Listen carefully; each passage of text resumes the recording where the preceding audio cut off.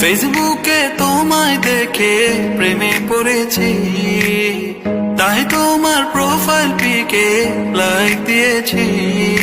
শনি যায়